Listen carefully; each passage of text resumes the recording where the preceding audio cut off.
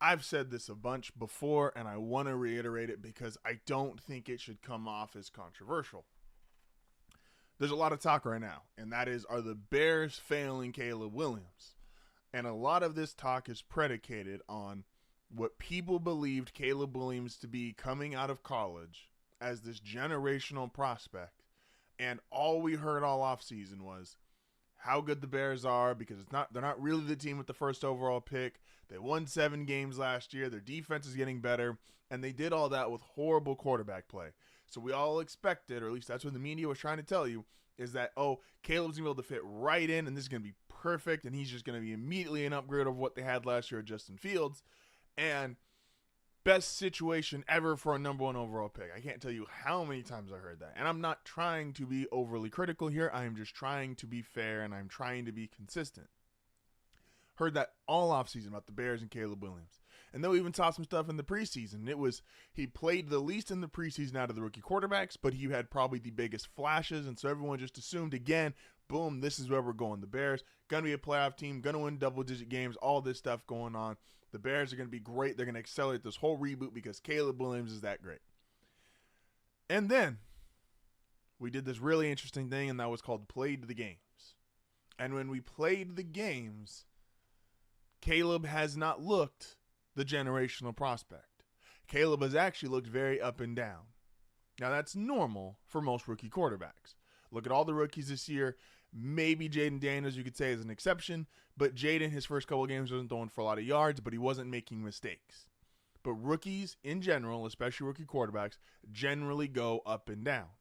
They're not this finished product. Listen to Tom Brady anytime he gets a chance. He talks about the development of QBs. Guys aren't ready day one in the NFL. And neither was Caleb. But again, the way the media talks about him is that he was already ready to go. He was clearly going to be the best quarterback in this draft. And the Bears had done all these things that this was supposed to be. This was a playoff team. Some people picked them to go to the Super Bowl. And not just diehard Chicago Bears fans. Actual people on sports television, national television, picked the Bears to go to the Super Bowl.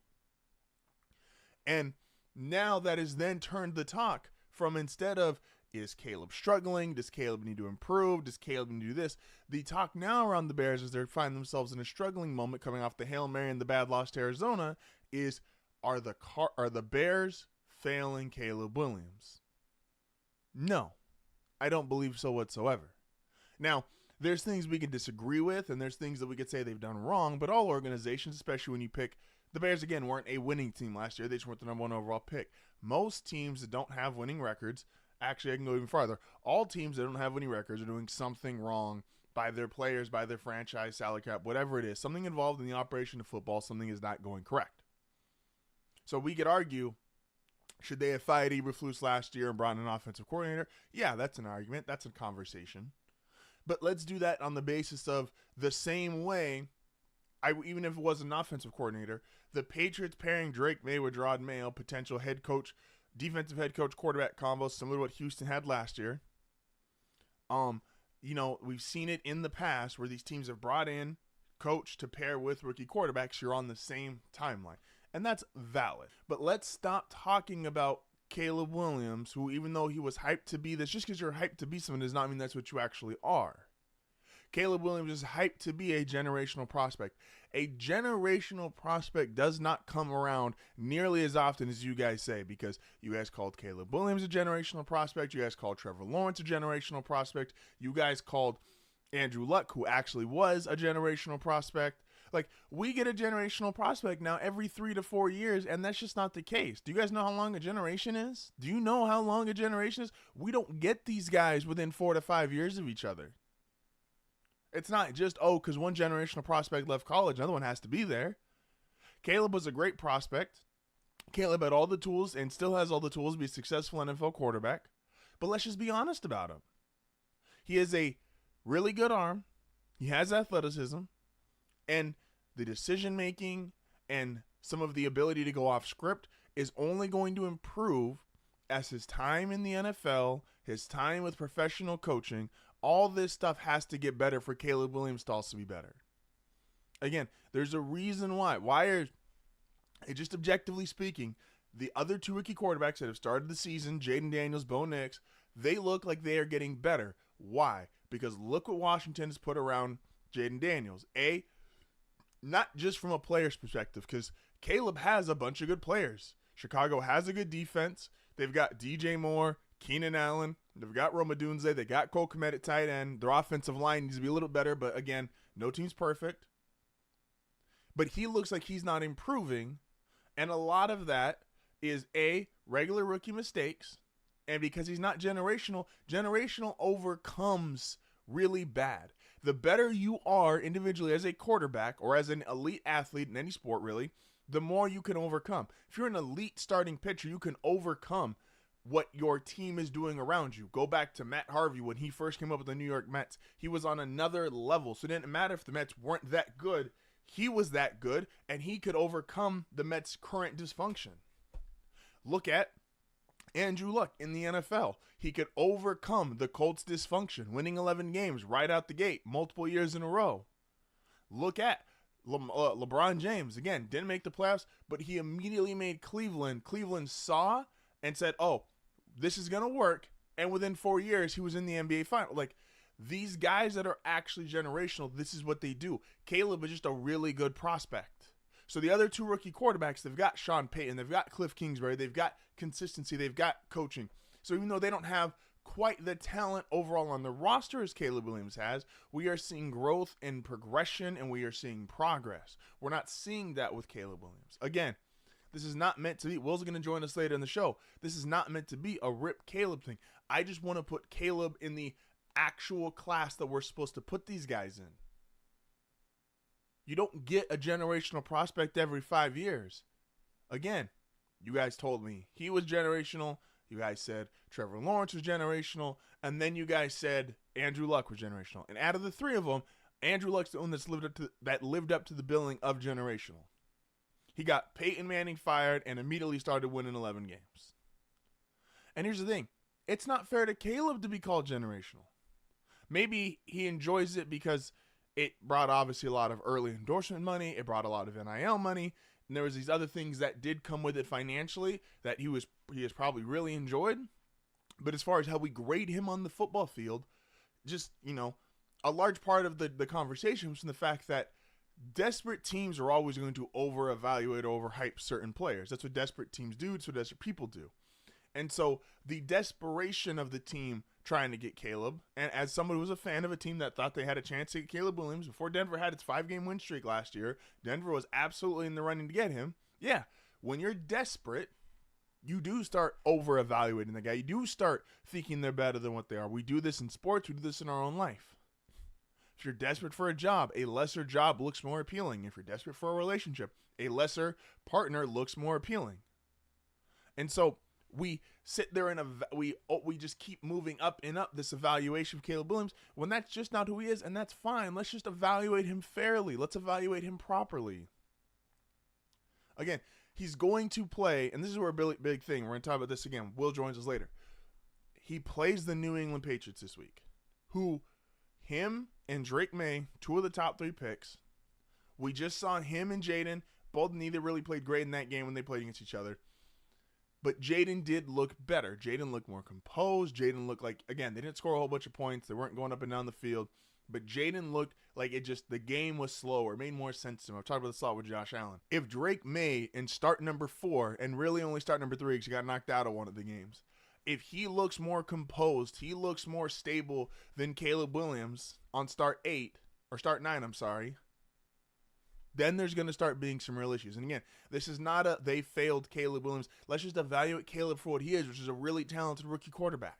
Let's not give him these expectations of he could go to the Super Bowl. They're going to be in the playoffs.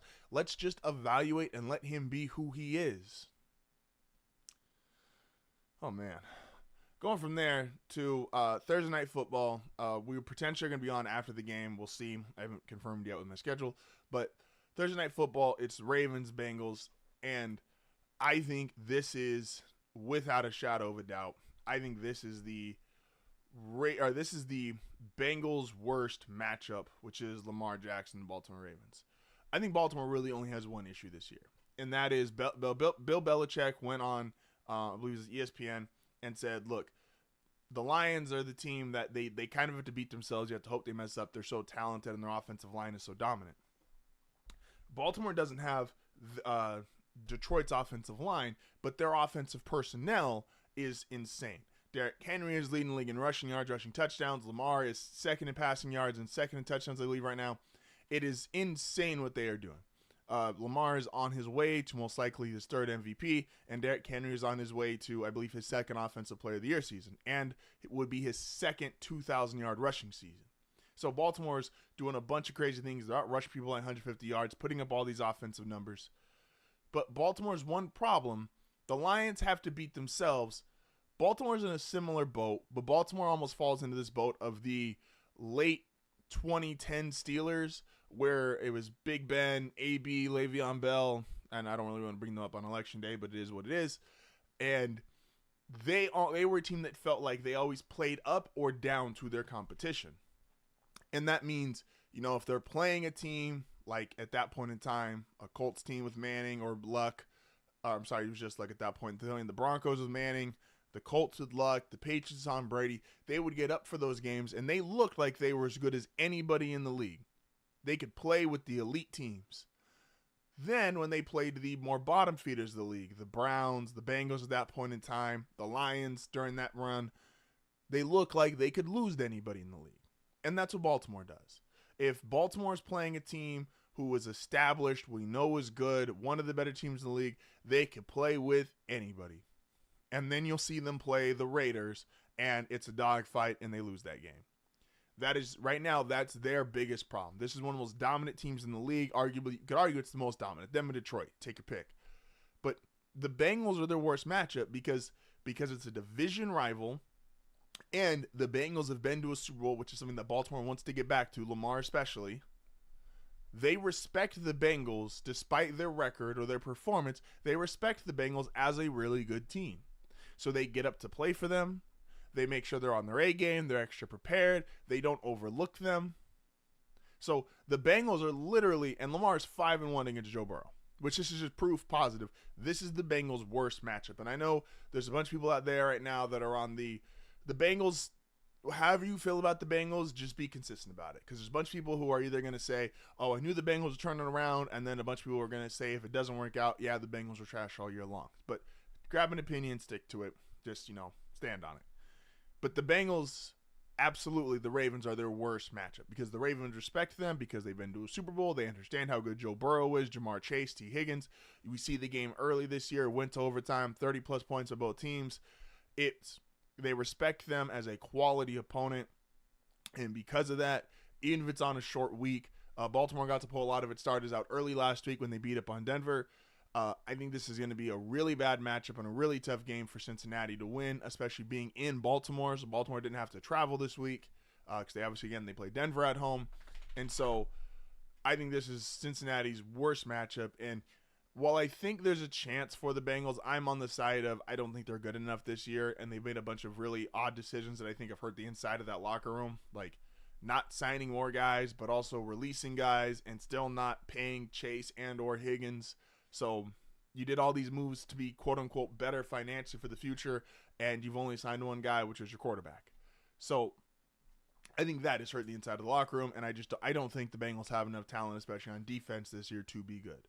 But if there was ever a game that was going to expose potentially, like, the Ravens are going to look great after this game, in my opinion. And they will have come off beating Denver, one of the best defenses in the league, and then beating the Bengals, who, again, we give Joe Burrow across the board the respect of being one of the best QBs in the game, and so does Baltimore. So I think this is a game where you're going to see the defense is going to round into shape. The offense is still going to do what the offense has done, and I predict the Ravens to win this game pretty much going away. Man, there's a lot to talk about. It's a wonderful Wednesday. Will is joining us after the break. Good teams all do something great. We'll talk about that more when we come back. This is HardFoul Radio. We'll be back momentarily.